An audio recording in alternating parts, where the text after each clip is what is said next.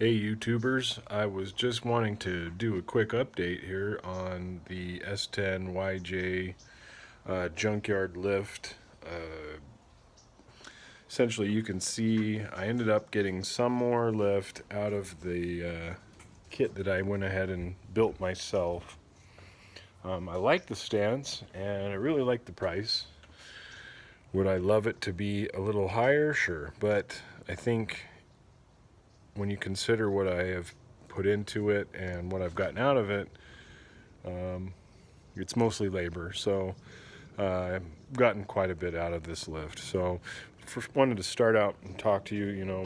I had done a review of the RT Off-Road Boomerang shackle lift. You got 4 shackles, all the bushings, greasable bolts. That gave me almost a lift right there.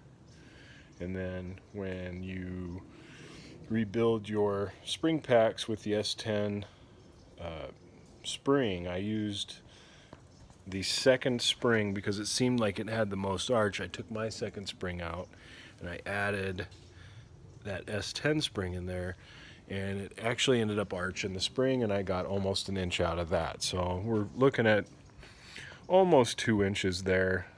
And then I have a 1-inch body lift on this Jeep, so it ends up getting me just about 3 inches. The back is higher than the front. The front is supporting that weight of the engine, so it kind of squats that spring a little bit. So that's something that kind of annoys me a little bit. But I'm gonna figure out, probably change the springs altogether with like a 3.5-inch spring.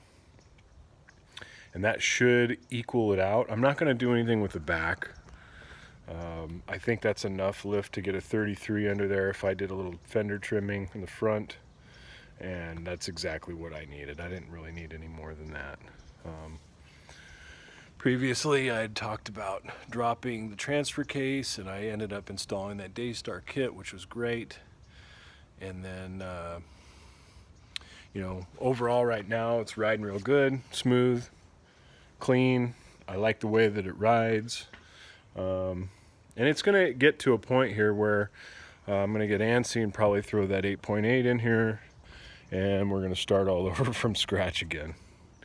You do end up getting, I think, a 5/8 lift out of your stock setup just with adding that axle, because it's just bigger.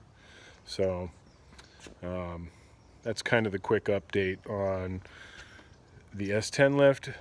Is it worth it? I guess that's up to you. You have to figure out if you want to put all that work into it. I don't have a lot of extra funds to do this. So when I found a deal for S10 springs for $25, it's too good to be true. I had to go and do it. You know what I mean? Like it needed to be done. So, and I can explain if you guys had any questions about how I exactly did this upgrade. You can see here there's a shiny spot.